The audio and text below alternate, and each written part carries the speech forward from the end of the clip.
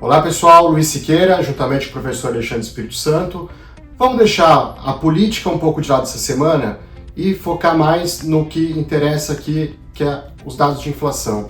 Inflação é um tema que há certo tempo a gente não comentava, né? Parecia que estava esquecido, mas com toda essa guerra que aconteceu, com o aumento das commodities, principalmente o petróleo, voltou à tona e acho que o mundo inteiro sentiu realmente essa semana, principalmente porque vieram dois dados econômicos muito importantes, né?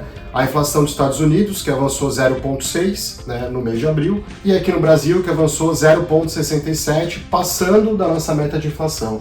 Professor, como é que o senhor vê esse cenário da inflação global e quais impactos que tem, né, na nossa vida e nos nossos investimentos? Pois é, Siqueira, você tem razão, é um tema que me preocupa muito, eu venho falando isso com alguma frequência, né, desde que aconteceram os bombardeiros lá no Oriente Médio, o preço do petróleo disparou, só em março tinha subido 50%, e de alguma maneira, né, o preço da energia no mundo inteiro subiu muito fortemente. Só a gente olhar, Siqueira, o número de inflação dos Estados Unidos, né, a meta de inflação lá é 2%. Se você pegar o acumulado em 12 meses, né, o CPI, que é a inflação para o consumidor, está quase o dobro, perto de 4%. Se você pegar o PPI, que é o preço ao produtor, aí foi embora, está 6%. Né? Isso significa que a ideia de que o mundo, né, vai poder novamente conviver com taxas de juros baixas é uma ideia que está perdendo força, né? Porque a gente sabe que quando a inflação está alta, o Banco Central tem que manter o juro alto. Só para você ter ideia, no governo Trump, o preço da energia disparou. Se você pegar o preço do gás, a alta é de quase 30%.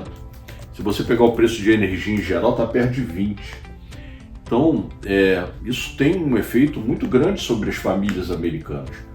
Por aqui, a coisa também não está nada confortável, porque como você corretamente mencionou, né, se a gente pegar o acumulado em 12 meses do IPCA, que é o índice oficial, a gente está lá batendo no teto da meta, passou de muito do centro da meta, que é 3%. Então, isso realmente faz com que a gente fique preocupado, né, os próximos passos do Banco Central. E a gente sabe que o Banco Central lá nos Estados Unidos, né, vai ter uma mudança hoje, né, que a gente pode até comentar. Hoje inicia o mandato do Kevin Hart, né, que tem uma postura um pouco mais agressiva, e ele pega um momento que os Estados Unidos estava também com expectativa de queda de juros. Hoje está em 3,75, né, a taxa de juros americana, com essa inflação do CPI em 6%, que é muito acima do PPI, muito acima, né, do que o normal para a economia americana. E no Brasil, a gente saiu de uns juros de 15, agora 14,5, com a expectativa de uma queda de juros. Como o senhor vê essa postura agora do Banco Central americano, né, e também o Brasil, né, que vai depender muito do que é feito lá fora e a duração dessa guerra, mas os dois bancos centrais, no momento de querer diminuir juros, e a inflação agora sendo um muro dizendo, olha, tem um limite até onde que a gente pode ir, né? Exato, eu vejo com temor, Siqueira, pelo seguinte, uma das piores coisas que pode acontecer na economia de um país é o Banco Central perder credibilidade. Né? Então, se tem meta, não é para inglês ver, é para cumprir. Né? A gente aqui tem uma meta que muito provavelmente será ultrapassada ao longo desse ano, né? Porque o teto é 4,5, provavelmente mês que vem já vai furar. Lá fora, como a gente acabou de falar, está muito distante. O problema é que o Kevin Warsh, que está assumindo hoje, ele tem já uma experiência de Banco Central lá na época da crise de 2008.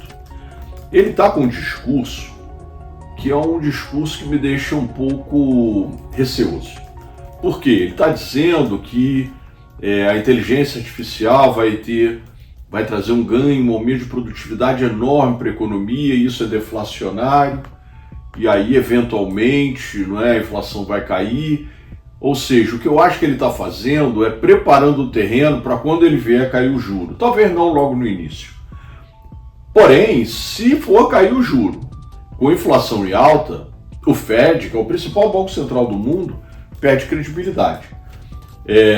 Isso aconteceu, por exemplo, aqui no Brasil, na época do governo Dilma. Na época do governo Dilma, a inflação estava subindo, o Banco Central caiu o juro. E aí você perdeu a credibilidade. Então, como os bancos centrais agem diante desse choque de energia, né, promovido basicamente pelo preço, pela alta do preço do petróleo? São interrogações que a gente vai precisar acompanhar para saber, né, de que maneira os bancos centrais de fato, né, vão se comportar. Perfeito. Muito obrigado, professor. Sempre um prazer, pessoal. Excelente final de semana.